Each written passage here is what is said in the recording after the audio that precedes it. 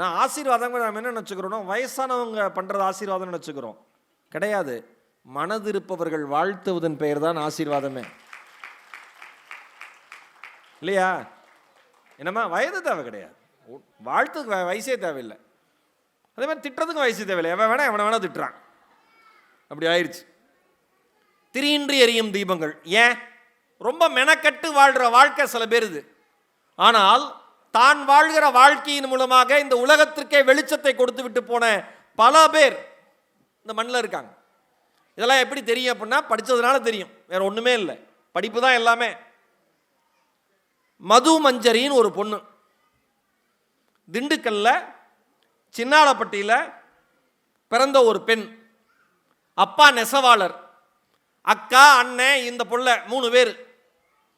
இந்த மதுமஞ்சரியோட அப்பா நெசவாளர்னாலும் அவருக்கு கட்டடக்கலையின் மேலே மிகப்பெரிய ஆர்வம். நிறைய பிளான், டிராயிங் பிளான்லாம், வீட்டுக்கான பிளான்லாம் போட்டு கொடுப்பாராம். அதை பார்த்து வளர்ந்த அந்த பொண்ணு கட்டடக்கலையே எடுத்து படிச்சது கோயம்புத்தூரில். சூப்பராக படிச்சது, நல்ல மார்க் வாங்குச்சு, பெரிய கம்பெனியில் வேலை கிடைச்சது, 5 இலக்க சம்பளம். அப்படின்னா எவ்வளோ? லட்சம் கிட்ட வச்சுக்கலாம், 5 லட்சம். இப்போ அந்த பிள்ளை வேலையிலே இருந்தால் இதை வச்சு சம்பாதிச்சிருக்கும், அதுக்கு மேலேயே சம்பாதிச்சிருக்கும். அவ்வளோ திறமையான பிள்ளை. நம்மால் லட்சம்னு சொல்ல ஆசையாக இருக்கும், எத்தனை முட்டைன்னு கேளுங்க, தெரியாது. அது தெரியாது. கேட்டேன், எதுக்குங்க நமக்கு, சம்பாதிக்காத எல்லாம் சொல்லுவோம் ஒரு தத்துவத்தை, பணத்தை வச்சு என்னங்க செய்ய போகிறோம் அப்படின்னு. சம்பாதிச்சவெல்லாம் பணத்தை வச்சு தான் எல்லாம் செய்யணுமா, அது விட்டுருங்க, அது ஒரு தனி சப்ஜெக்ட். இந்த பொண்ணு அந்த வேலைக்கு சேர்ந்து பெங்களூர் மும்பைன்னு வேலை பார்த்து பெரிய மால்கள் பண்ணை வீடுகள்லாம் கட்டிட்டு 2 வருஷத்தில் இனிமேல் இந்த வேலை நமக்கு ஒத்து வராதுன்னு முடிவு பண்ணி அங்கிருந்து கிளம்பி வருது. எதேர்ச்சியாக ஒரு மனிதர், அந்த மனிதரை பற்றி தனியாக பேசலாம், நான் இன்னொரு நேரம் பேசுகிறேன், சொல்கிறேன். குக்கு சிவராஜ்னு ஒரு மனிதர், ரொம்ப அற்புதமான இயற்கையினுடைய காதலர் அவர். அந்த குழந்தை வளர்ப்பில் அவர் ஒரு புதிய புரட்சியை கண்டுபிடிச்சார் படிக்கிறதுல. அவரை எதேர்ச்சியாக சந்திக்கிறாங்க, ஒரு மணி நேரம் பேசுகிறாங்க. 1 மணி நேரம் பேசுனோன்னே நெருப்பு தெய்வம் நீரே வாழ்வு அப்படிங்கிற நிகமானந்தா அப்படிங்கிற ஒரு மனிதரை பற்றிய புத்தகத்தை கொடுக்கிறார். அந்த புத்தகம், இந்த புத்தக திருவிழா, நான் மறுபடியும் சொல்கிறேன், ஒரு புத்தகம் உங்கள் வாழ்க்கையல்ல, உங்கள் மூலமாக சமூகத்தின் வாழ்க்கையே மாற்றக்கூடிய சக்தி புத்தகத்திற்கு மட்டும்தான் இருக்கிறது. யார் அந்த நிகமானந்தா அப்படின்னு பார்த்தா, பிப்ரவரி 19, 2011 உண்ணாவிரதம் இருக்க ஆரம்பிச்சு ஜூன் 13, 2011 வரைக்கும் கங்கையில் ஹரித்துவார் ஒட்டி கங்கை இருக்கிற பகுதிகளில் நிறைய மணல் கொள்ளை அடிக்கிறாங்க. சுத்தமே இல்லாமல் நிறைய விஷயங்கள் நடக்குது. கங்கை என்கிற மிகப்பெரிய புனித நதியை காப்பாற்றணும், ஒரு நீர் வளத்தை காப்பாற்றணும்னு 34 வயதான அந்த இளம் துறவி நிகமானந்தா உண்ணாவிரதம் இருக்காரு. 114 நாட்கள் உண்ணாவிரதம் இருந்து 115வது நாள் இறந்தே போயிடுறார். 34 வயசு. இந்த புத்தகத்தை குக்கு சிவராஜ் அவர்கள் கொடுக்கிறார். அந்த குழந்தை, அந்த மது மஞ்சரி என்கிற பெண்மணி, அந்த மது வாங்கி படிக்குது, சிந்தனை மாறுது, என்னடா பண்ணலான்னு யோசிக்குது, தூக்கம் வரல. ஒரு 34 வயசான ஒரு இளைஞன் ஒரு நதியை காப்பாற்றணும்னு சொல்லி தான் உயிரையே விட்டுருக்கானே, அப்ப நீருங்கிறது எவ்வளவு பெரிய விஷயம். சிவராஜ் கிட்ட பேசுறாங்க, ஊர் கிணறு புனரமைப்பு இயக்கம்னு ஒன்று இருக்குமா, நீ அதில் சேரு, ஊர்தோறும் இருக்கிற கிணறுகளை மீட்டெடுக்கலாங்கிறாங்க. இங்க இருக்கிற எல்லாரும் சொல்லுங்க, கிணறுங்கிற சொல் நம் வாழ்க்கையோடு நெருங்கிய தொடர்புடையது. 30 வயதை தாண்டிய அத்தனை பேருக்கும் தெரியும். உண்மையா? 40 வயதை தாண்டியவர்களுக்கு இன்னும் நன்றாக தெரியும். 50 வயதை தாண்டியவர்கள் கிணற்றோடு இன்னும் வாழ்ந்து கொண்டிருக்கிறார்கள். 60 வயதை தாண்டியவர்கள் கிணற்று குழிகளினுடைய ஈரம் இன்னும் அவர்கள் முதுகிலும் உடம்பிலும் ஒட்டி கொண்டிருக்கிறது. கரெக்டா? எனக்கெல்லாம் நான் ஈரோட்டில் மூலப்பாளையம் ஹவுசிங் யூனிட்டில் அப்பா லோக்கல் ஃபண்ட் ஆடிட்டராக இருந்தப்ப எங்கள் ஹவுசிங் போர்டுக்கு ஒரு கிணறு இருக்கும். அந்த கிணறு மறக்க முடியாத நிகழ்வு. நினைவு. கிரிக்கெட் பந்து விழுந்துடும். மாரியப்பன் ஒரு அண்ணன் இருப்பார், அவர் தான் பார்த்துக்குவார் மோட்டரை போட்டு தண்ணி ஏற்றுறதுலாம். அண்ணன்ட்ட கேட்டு எடுத்து கொடுங்க அம்மோ. அவர் அழகாக இறங்கி எடுப்பார்.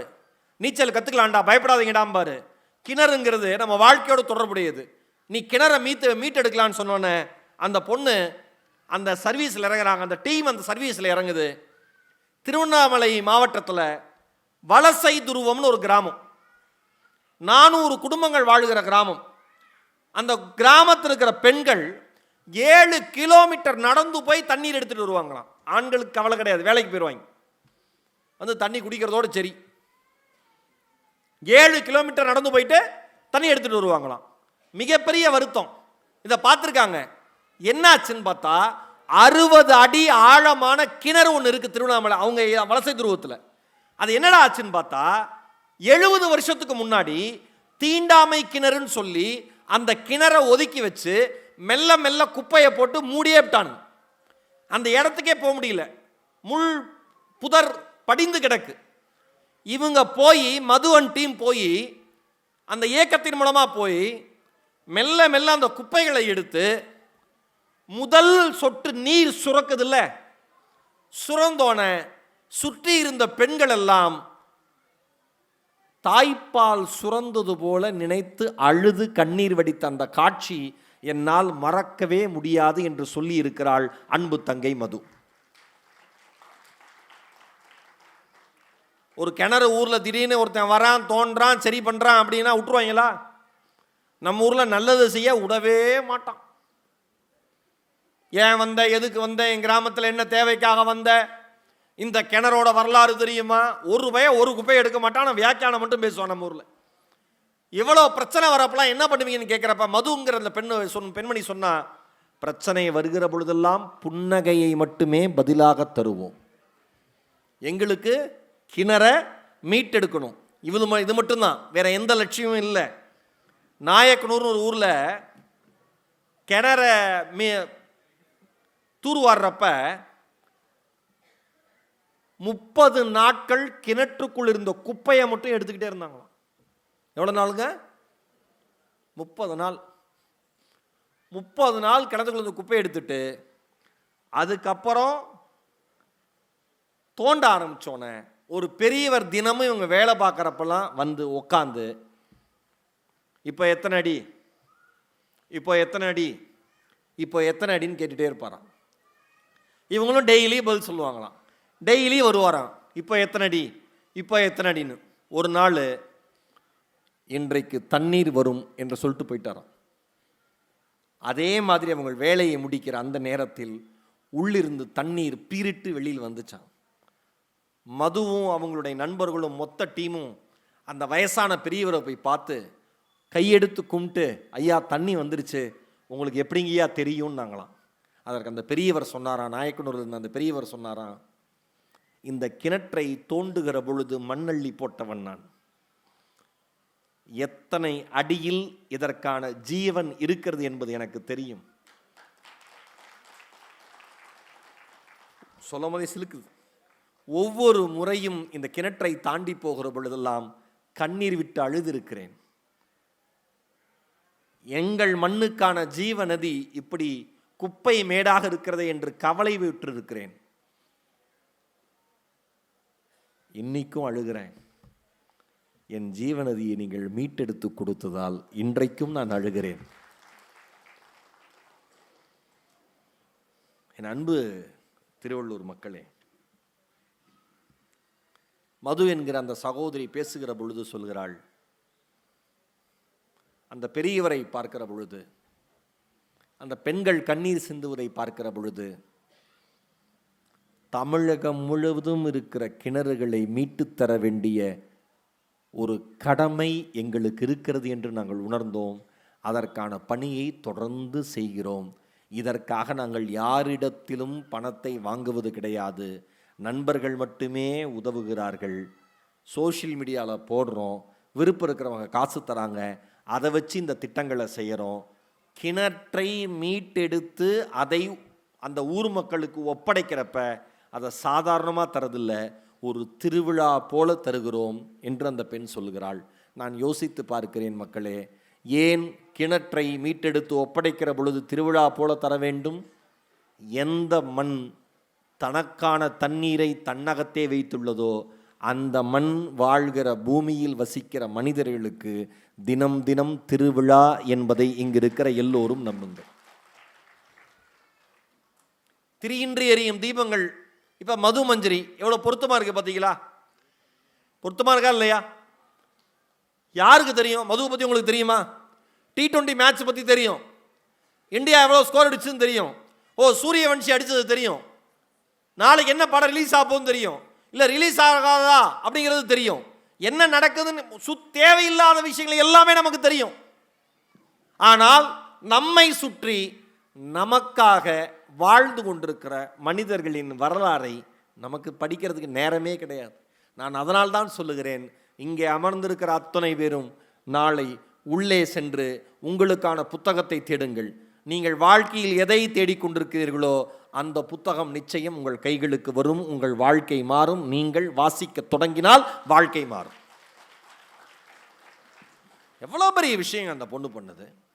இன்னைக்கு தண்ணீர், நீங்கள் ஐயா உட்காந்தாரு, அக்கா சொன்னாங்களே ஐயா கை தட்டுறாங்கன்னு, ஐயாட்ட கேட்டு பாருங்க. தண்ணீரை பாட்டில் அடைச்சு அதை காசு கொடுத்து வாங்கி குடிக்கிற நிலைமைக்கு இந்த சமுதாயம் வரும்னு என்னைக்காவது நினைச்சு பார்த்துருப்பீங்களா ஐயா? கிடையவே கிடையாது. நான் சின்ன வயசு இருக்கிறப்ப தண்ணி கஷ்டம் இருந்தது. ஆனால் இது பாட்டில் அடைச்சி விற்பாங்கலாம் தெரியாது. எல்லாமே பிஸ்னஸ் ஆகி போச்சுல. யோசிச்சு பாருங்களேன், எவ்வளோ பெரிய ஒரு மாற்றத்தை ஒரு பெண்ணும் அவங்களை சார்ந்த ஒரு டீமும் செய்யுது. இவர்கள் சமுதாயத்திற்காக ஒளியை கொடுத்துடுறாங்க.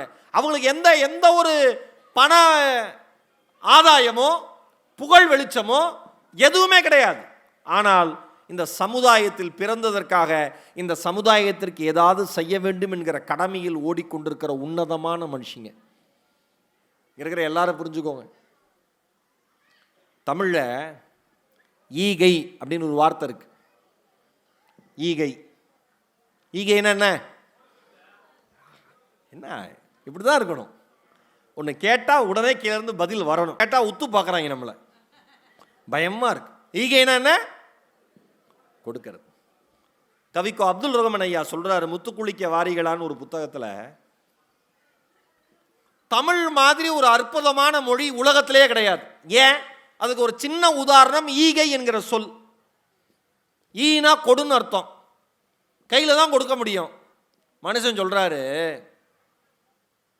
ஈவதற்காகத்தான் கை, அதனால்தான் அது ஈகை. ஈவதுதான் கை, வாங்கிறதும் கை தான். ஆனால் கொடுப்பது உயர்ந்தது. எவ்வளவு கொடுக்கிறீர்கள் என்பதில் வாழ்க்கை அல்ல, எதையாவது கொடுக்கிறீர்களா என்பதுதான் வாழ்க்கை. அம்மா நீங்கள் ஒன்றும் சொல்லாதீங்க, அவர் ஆர்வமாக கேட்குறார். அண்ணன் சொன்னோன்னே பக்கத்தில் அந்த அக்கா பேசாமல் இருங்க, இதுக்கு தான் வீட்டில் விட்டு வரேன்னு சொன்னேன் உங்களை. அது உண்மை சொல்லிட்டாங்களா? எனக்கு தெரியும். பரவாயில்ல, அவர் ஆர்வமாக பரவாயில்ல பேசட்டும். இங்கே பாருங்களேன், எதுவுமே தப்பு இல்லைங்க.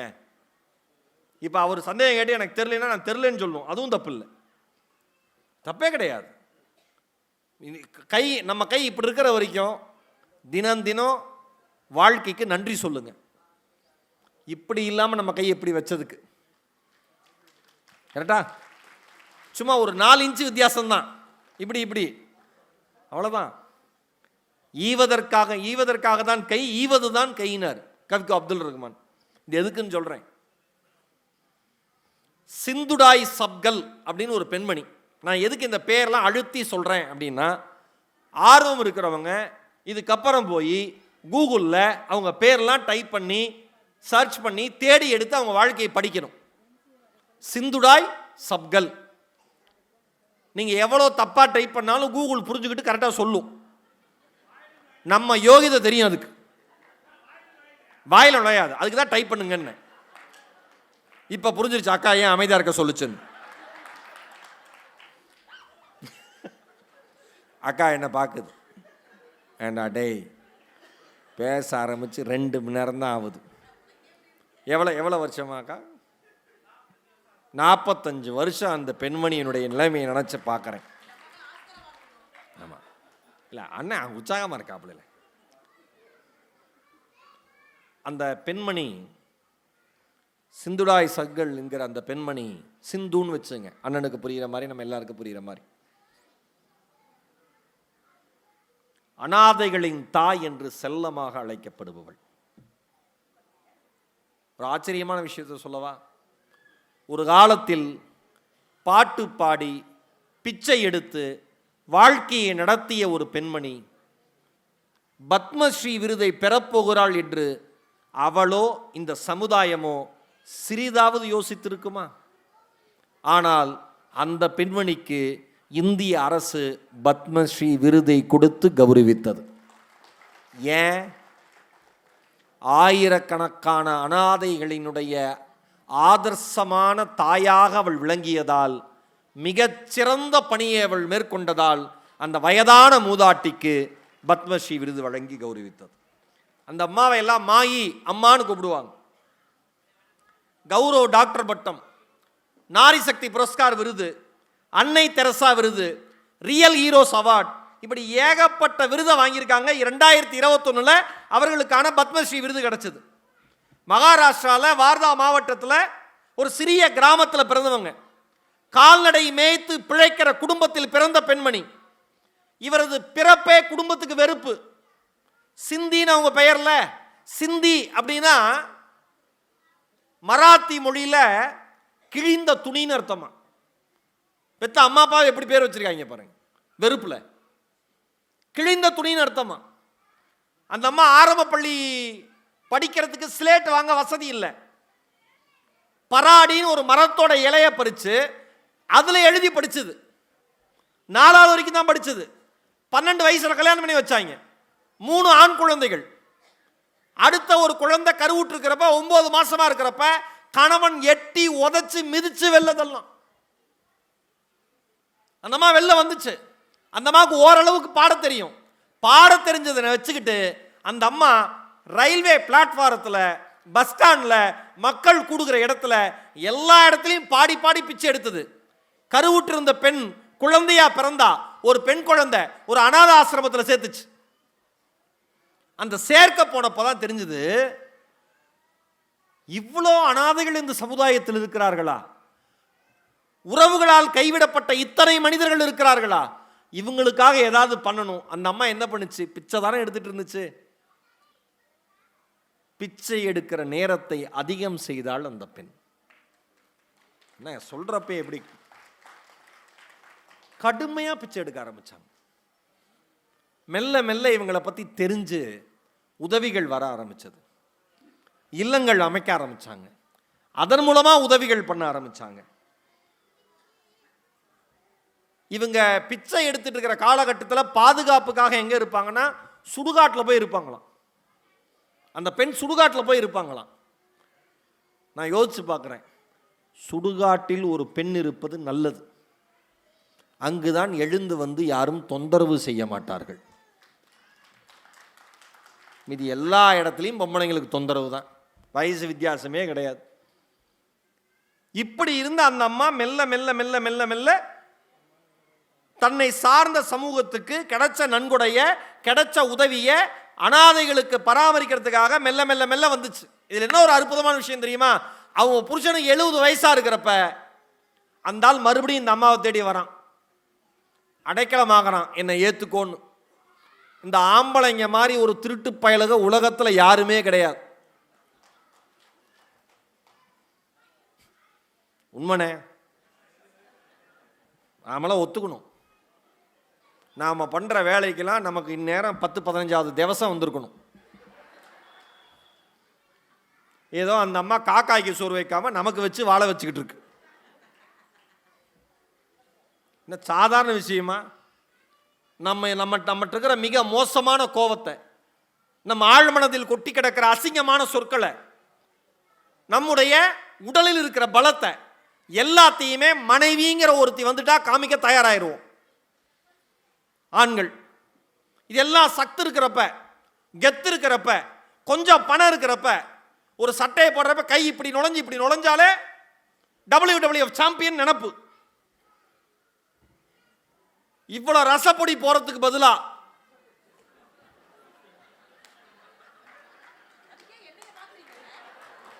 ஏன்னா நீ ரசம் வைக்கிறதே விஷம் வைக்கிற மாதிரி தான். இவ்வளோ ரசப்படி போடுறதுக்கு பதிலா வேற ஏதாவது ஒன்று போட்டிருந்தா எப்பயோ நம்ம கதை முடிஞ்சிருக்கும். மிளகு போடுங்க, அண்ணன் மிளகு போட்டு தான் பண்ணுவார் போல இருக்கு. ஐயா அம்மா 45 வருஷம், என்னுடைய ஆழ்ந்த அனுதாபங்கள்மா உங்களுக்கு. எப்பயா கதை முடிஞ்சு போயிருக்கும் இவ்வளோ வேலை பண்ணிட்டு. ஆனால் ஆம்பளைக்கு எப்போ தெரியுமா அறிவு வரும்? அவனால் எழுந்து நிற்க முடியாத பொழுது, அவனால் அவன் வேலைகளை பார்த்து கொள்ள முடியாத பொழுது, அவனால் அவன் சம்பாதித்த பணத்தை காப்பாற்ற முடியாமல் மொத்தமாக அழித்த பிறகு, இந்த உலகத்தில் யாருமே அவனுக்கு இல்லை என்று தோன்றிய பொழுது, அவனுக்கு முதலில் நினைவில் வருகிற முகம் அவன் மனைவி மட்டும்தான். அந்த அம்மா எவ்வளோ பெரிய மனுஷிங்க, நாதைகளின் தாய் இல்லை, ஏற்றுக்குச்சான். நம்ம ஏற்றுக்குச்சான். சில அம்மாக்கள்லாம் இருக்கு, கல்யாணம் ஆனப்ப என்ன தெரியுமா சொன்னா, உன்னெல்லாம் அன்றைக்கே கொண்டிருக்கணும் ஐயா, இவ்வளோ ஞாபகம் வச்சிருக்கோம். அந்த அம்மா ஏற்றுக்குச்சு. எல்லாரும் கேட்டாங்களா, அவ்வளோ பெரிய ஒரு துரோகத்தை செய்து விட்டு உங்களை நடுத்தெருவில் நிறுத்தி பிச்சை எடுக்க வைத்த ஒருவனை வாழ்க்கையில் எப்படி ஏற்றுக்கொண்டீர்கள் மாயி தாயே? அதற்கு அந்த தாய் சொன்னாள், கணவன் எனக்கு ஒரு மூத்த குழந்தை, குழந்தைகள் தவறு செய்தால் அம்மாக்கள் பொறுத்து கொள்வது என்பது இயல்பு, நான் பொறுத்து கொண்டு அவனை ஏற்றுக்கொண்டேன். கிட்டத்தட்ட பொதுவாக அனாதை இல்லங்களில் கொஞ்சம் வளர்ந்ததுக்கு அப்புறம் பார்த்துக்க மாட்டாங்க, அவங்கவுங்க வேலைக்கு போங்கன்றுவாங்க. பெண்களுக்கு திருமணமாகிற வரை, ஆண்களுக்கு வேலை கிடைக்கிற வரை அவங்க அனாதை இல்லத்தில் கிட்டத்தட்ட பச்சிலம் குழந்தையிலிருந்து 80 வயது பெரியவர் வரை இருக்காங்களாம். என் அன்பு மக்களே, நீங்கள் அத்தனை பேரும் யோசிங்க. இவங்களை பற்றின ஒரு படம் வந்துச்சு மராத்தி மொழியில், மீ சிந்து டாய்ஸ் பக்கல் சப்கல் அப்படின்னு சொல்லிட்டு ஒரு படம் வந்துச்சு. அது லண்டன் திரைப்பட விழாவுக்கு தேர்ந்தெடுக்கப்பட்டது. இவங்க நான் நிறைய கவிதைகள் வாசிப்பேன். அப்போ சீனு ராமசாமி, இயக்குனர் சீனு ராமசாமி இருக்கார் பாருங்க, அவருடைய கவிதைகள் தொகுப்பில் ஒரு தொகுப்பு, தயைன்னு நினைக்கிறேன், எனக்கு சரியாக அந்த தொகுப்பினுடைய பெயர் தெரியல. அந்த கவிதை, இளமையில் தர்மம் கேட்பவனுக்கு ஏதாவது ஒரு பசி இருக்க வேண்டும். இளமையில் தர்மம் கேட்பவனுக்கு ஏதாவது ஒரு பசி இருக்க வேண்டும். கையேந்தி கண்கள் நோக்குபவனிடம் ஏதேனும் ஒரு ஊனத்தை எதிர்பார்க்கிறது. கையேந்தி கண்கள் நோக்குபவனிடம் ஏதேனும் ஒரு ஊனத்தை எதிர்பார்க்கிறார்கள். ஒருத்தர் நம்மகிட்ட கேட்டான்னா நம்ம உடனே உடம்புல என்ன குறைன்னு பார்க்குறோம். உடம்புல எந்த குறையும் இல்லைன்னா என்ன சொல்கிறோம்? அடுத்த வரி எழுதுகிறார் சீனு ராமசாமி, இரக்கம் சுரக்க அவனை உழைத்து உண்ணச் சொல்லும் ஆலோசனைகளில் அவனுக்கு அசதி இருக்கிறது. உழைச்சு சாப்பிட வேண்டியதானையா, உழைச்சு சாப்பிட வேண்டியதானையா. நீ பைக்கில் உட்காந்து சொல்லிடுவ, நீ காரில் உட்காந்து சொல்லிடுவ, நீ பேக்கெட் நிறைய பணம் வச்சுட்டு சொல்லிடுவ, அவன் என்ன நிலைமையில் இருக்கா நமக்கு தெரியாதுல்ல. அழகா எழுதுறார் பாருங்க, இரக்கம் சுரக்க அவனை உழைத்து உண்ணச் சொல்லும் ஆலோசனைகளில் அவனுக்கு அசதி இருக்கிறது. எனக்கு அதிகப்படியாக எதுவும் சொல்வதற்கில்லை, நான் அவன் கைகளை மட்டுமே பார்க்கிறேன். அற்புதமான வரிங்க, மிக அற்புதமான வரி. நான் அவன் கைகளை மட்டுமே பார்க்கிறேன். ஒரு தாய் அந்த கரங்களில் ஒரு கணமேனும் முத்தமிட்டிருப்பாள். ஒரு தாய் அந்த கரங்களில் ஒரு கணமேனும் முத்தமிட்டிருப்பாள். நாளை இக்கரங்கள் உலகுக்கு படியளக்கும் காலமும் தோன்றக்கூடும். நாளை இந்த கரங்கள் உலகுக்கு படியளக்கும் காலமும் தோன்றக்கூடும். தோன்றட்டும் எழுதினார். இந்த கவிதையை அந்த அனாதைகளின் தாயோடு நான் பொருத்தி பார்க்கிறேன். பிச்சை கேட்டு கையேந்திய அந்த தாய்தான் யாருமே இல்லையா என்னை காப்பாற்ற என்று கைகளை நீட்டியவர்களுக்கு கைகளை கொடுத்து அரவணைத்து அவர்களின் இறுதி வரை கவனித்திருக்கிறாள். திரியின்றி எரியும் தீபம் அந்த தாய் என்பதை புரிந்து கொள்ளுங்கள். ரொம்ப அழகுங்க வாழ்க்கை. அக்கா ரொம்ப அழகாக சொன்னாங்க பேசுகிறப்ப, சாப்பாடை பற்றி ரொம்ப அழகாக சொன்னாங்க. உணவு முறை எப்படி மாறிடுச்சுன்னு. இங்கே இருக்கிற அத்தனை பேரும் சொல்லுங்க, சின்ன வயசில் நமக்கு ஸ்நாக்ஸுங்கிறது என்ன? கடலை மிட்டா, ஆ பாம்பா?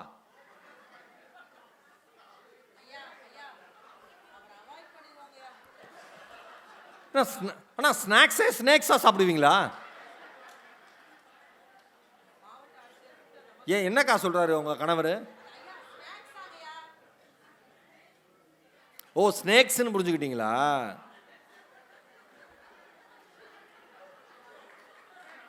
நீங்க நல்லவரா கெட்டவரா? ஓ நல்லவர், ரொம்ப நல்லவர். நம்மளாம் என்ன ஸ்நாக்ஸ் சாப்பிடுவோன்னு சாப்பிட மாட்டோங்கிற தின்பண்டம், நொறுக்தீனே, போண்டா பஜ்ஜி, அது அவ்வளோதான் தின்னுன்னு போனோம். இந்த மாதிரி தமிழில் என்னை பேச வைத்ததற்கு நன்றி. என்ன தின்பண்டம் சாப்பிடுவோம்? கடலை மிட்டாய், எள்ளு உருண்டை, பட்டாணி. கடலை மிட்டாய் எள்ளு உருண்டை சாப்பிட்றதுல கொஞ்சம் பணக்கார குடும்பம். பொட்டுக்கடலை வாக்கா என் ரூட்டுக்கு வா. பொரி, கம்மர்கட்டு. கம்மர்கட்டெல்லாம் நம்ம ஊரில் எங்க கம்மர்கட்டு சாப்பிட்ட குடும்பம் மக்களில் கை தூக்குங்க. அட என் தெய்வங்களே, சில பேர்லாம் ஃபுல்லாக சாப்பிட்ருப்பாங்க, ஏதோ முழுக்க சாக்லேட் சாப்பிட்டு வளர்ந்த மாதிரி எப்படி இருப்பானுங்க. பரவாயில்ல, நீங்களாம் உண்மையை ஒத்துக்கிட்டீங்க. திருவள்ளூரில் கம்மர்கட்டு. இந்த கம்மர்கட்டு எப்படி சின்ன வயசில் காலையில் ஸ்கூலுக்கு போகிறப்ப உள்ளே போட்டோம்னா சாயந்தரம் வெளியில் வரப்போ பாதி தான் கரைஞ்சிருக்கும். எந்த நாட்டிலையும் இப்படி ஒரு கம்மர்கட்டை, இப்படி ஒரு உணவை கண்டுபிடிக்கவே முடியாது. காஸ்ட் எஃபெக்டிவாக 10 பைசாவுக்கு உள்ளே போட்டோம்னா, இந்த குழந்தைங்களுக்குலாம் 10 பைசானா என்னன்னே தெரியாது. அப்புறம் 4 நாள் ஏலக்காய் பருப்பின்னு விற்பாங்க. 4 நாக்கு அப்படியே அந்த கண்ணாடி குடுவையில் அப்படி வட்டமாக அடிக்க வச்சுருப்பாங்க, சின்ன சின்னதாக காயின் அளவுக்கு. அதாவது ஏலக்காய் பருப்பி சாப்பிட்றதுலாம் என் வாழ்க்கையோட அல்டிமேட் எய்மாக இருந்திருக்கு. எப்படியாவது ஏலக்காய் பருப்பி சாப்பிட்றணும், எங்கள் அண்ணன்ட்ட காசை சேர்த்துடணும் 5 பைசாவா அப்படின்னு. பொட்டுக்கடலை, பட்டாணி, பொரி, இதெல்லாம் தான். எதுவுமே இல்லையா அரிசி. கரெக்டா? ஏங்க பிக் ஃபன் பூமர் வாங்க காசு இருக்காது, நமக்கு எது பூமரு சொல்லுங்க? அப்படி கோதுமை, சோலாரா, சோளம்.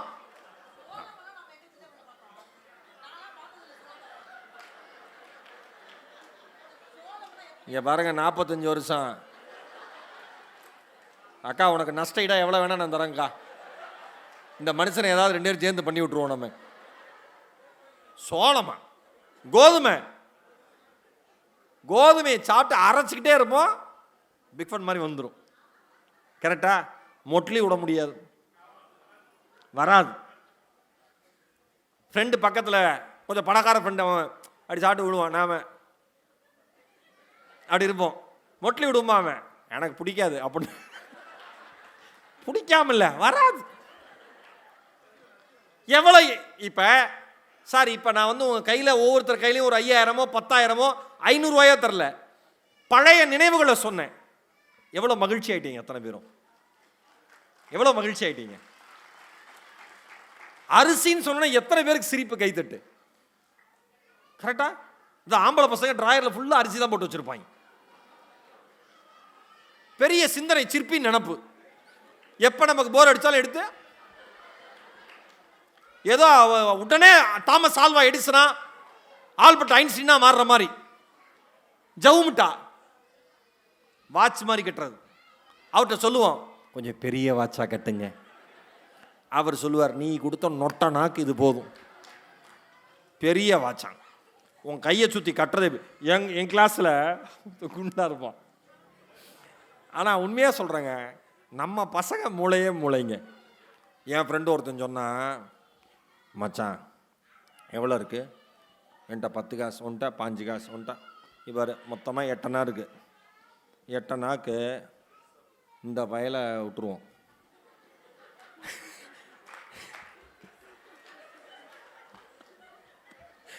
இந்த வயலை விட்டுருவோம் மச்சான். டேய் என்னடா சொல்கிற?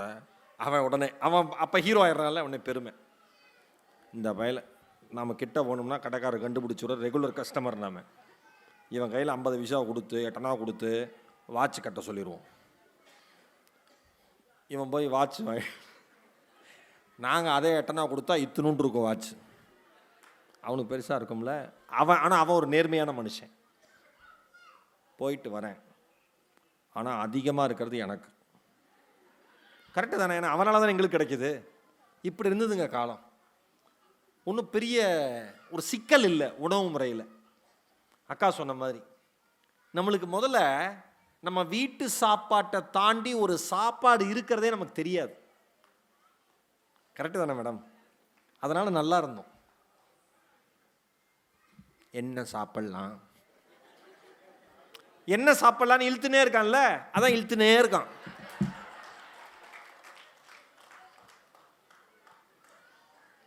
நீங்கள் பீட்சா சாப்பிடுங்க, பர்கர் சாப்பிடுங்க, பக்கெட் சிக்கன் என்ன வேணால் சாப்பிட்டு தொலைங்க. எப்பயாவது சாப்பிடுங்க. நீங்கள் நல்லா யோசிச்சு பாருங்கள். என்னைக்கு நம்ம ஊரில் ஹோட்டல்லாம் ரொம்ப அதிகமாச்சோ அன்றைக்கி தான் ஆஸ்பத்திரியும் அதிகமாச்சு.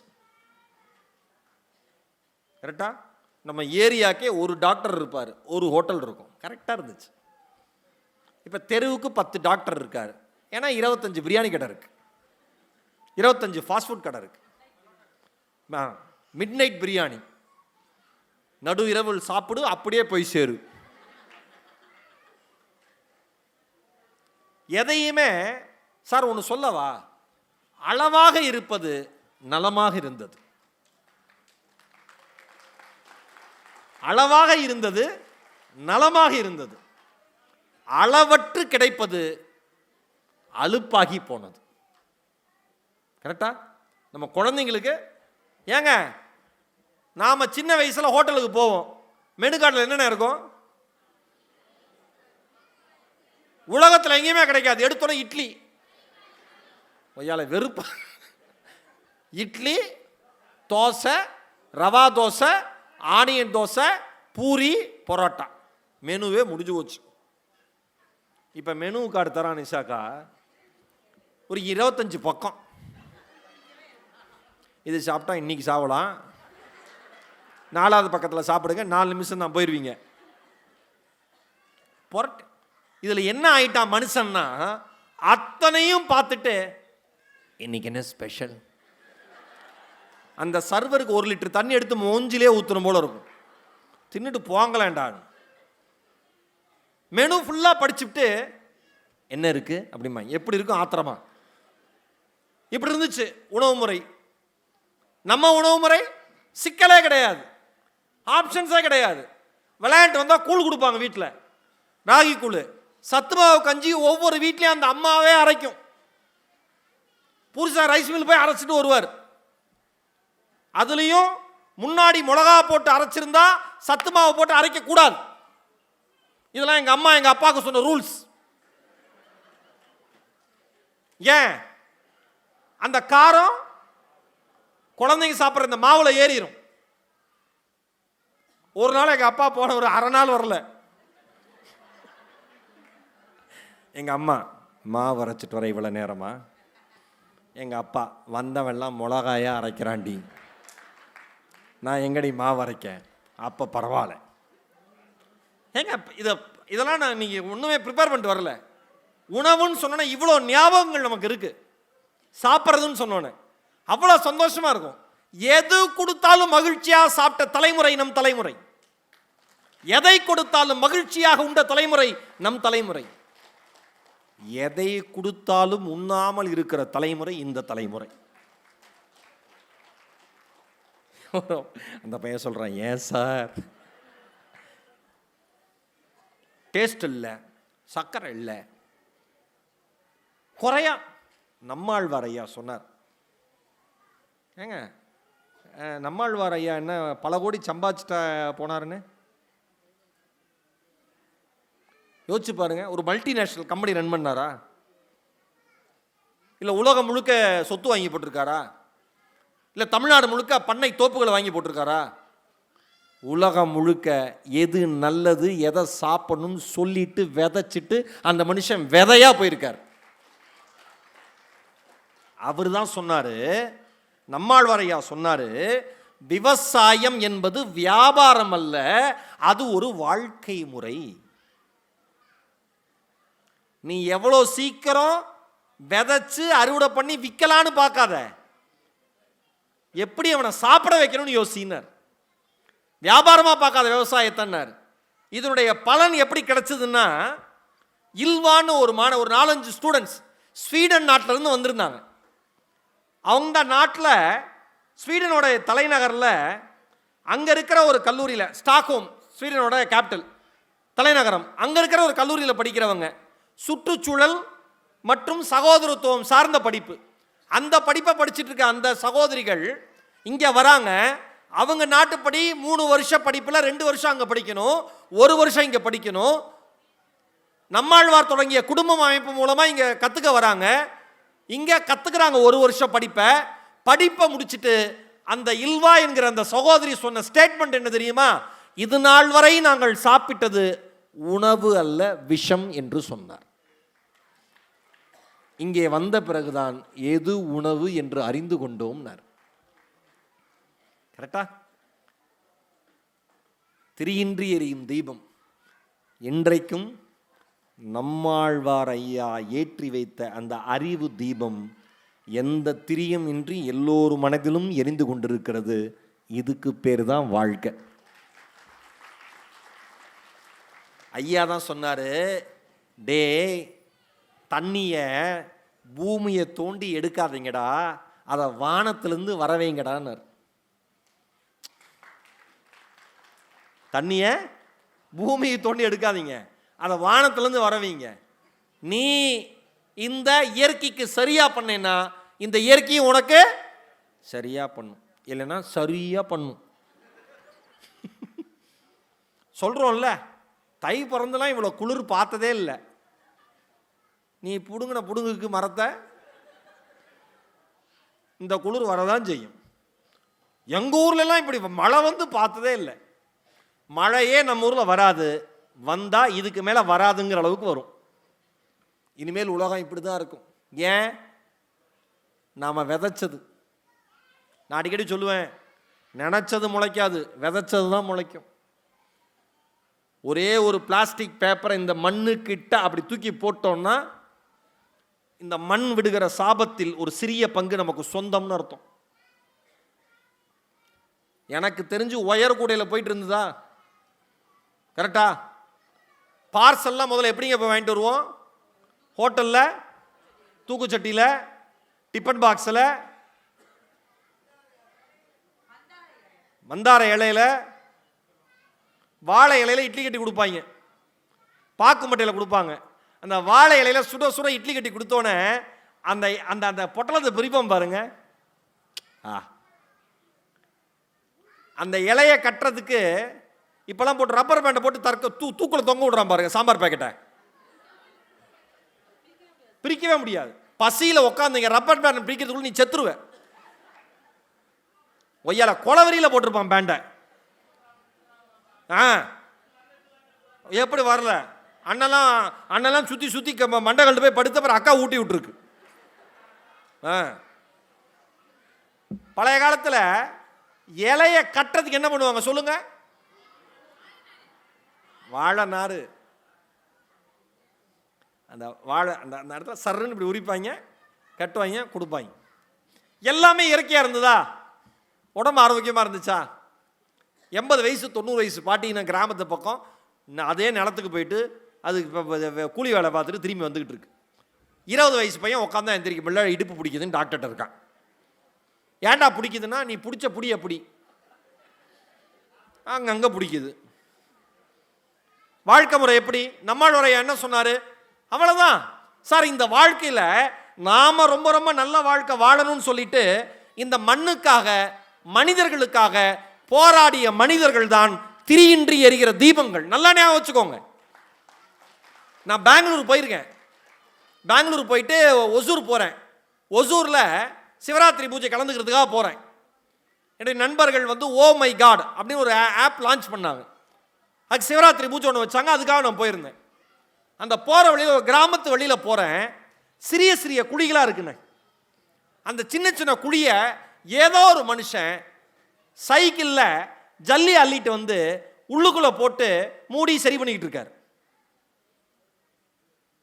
இந்த சமுதாயம் குழிகளால் நிறைந்த சமுதாயம்தான்.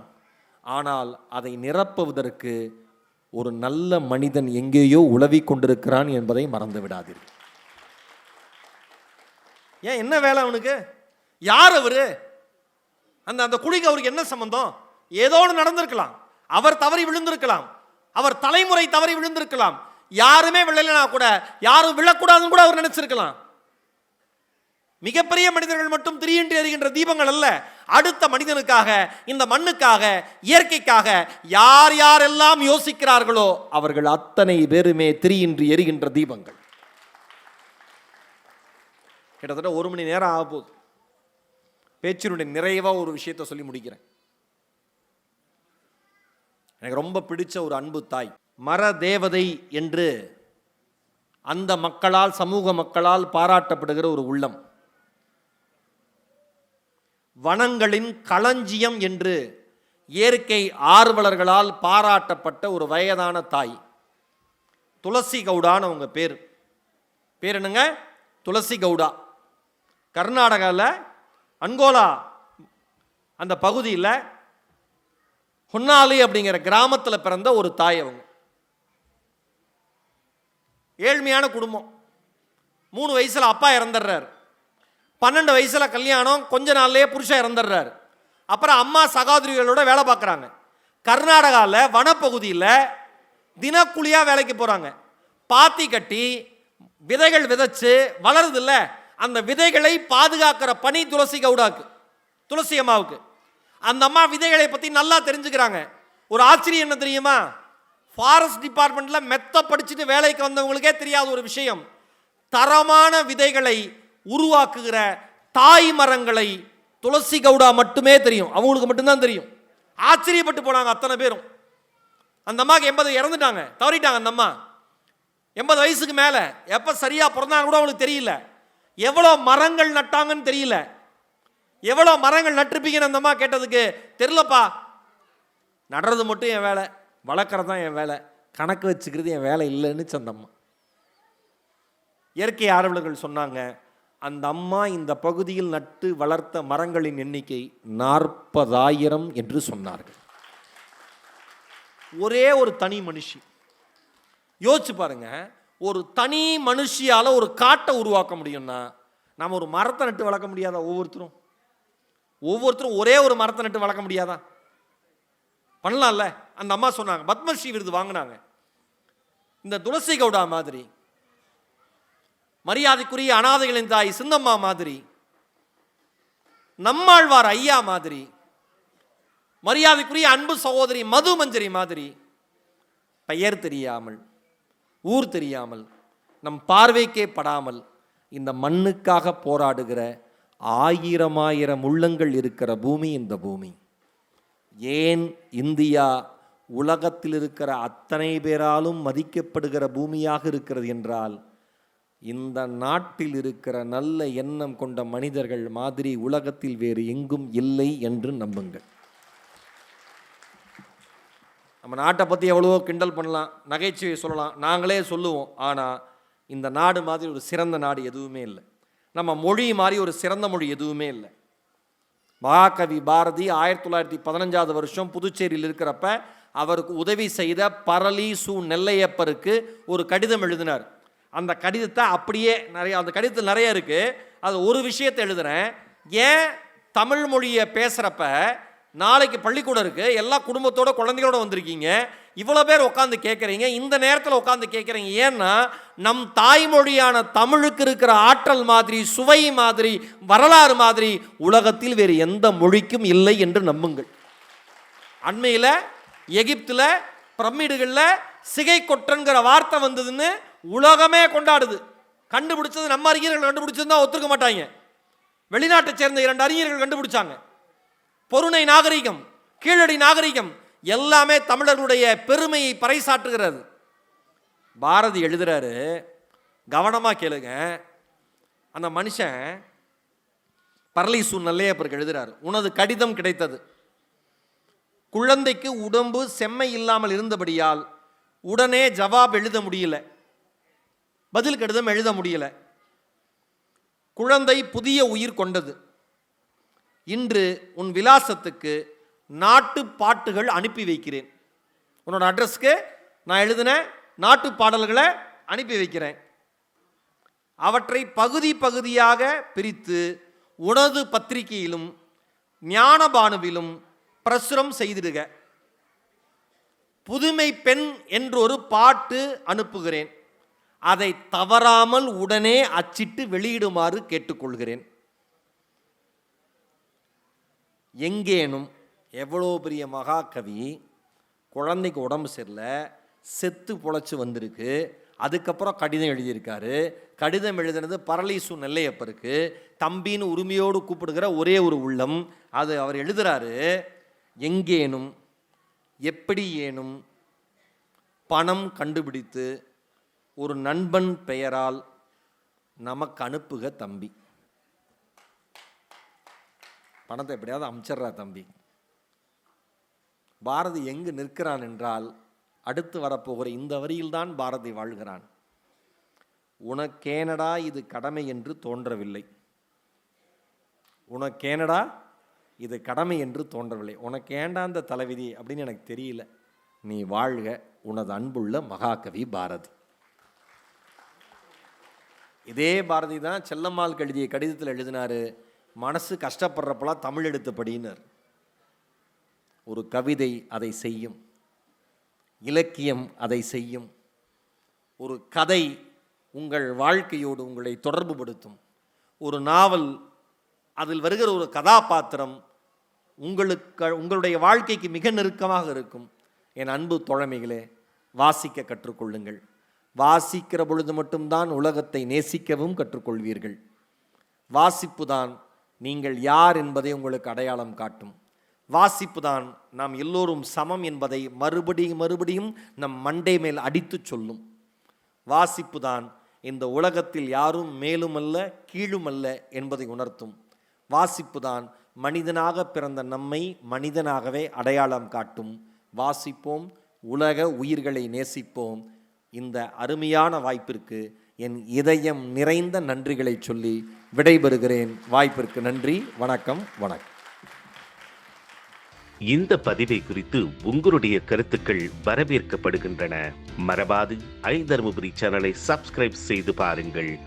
இந்த நாள் இனிய நாளாக அமைய வாழ்த்துகின்றோம்.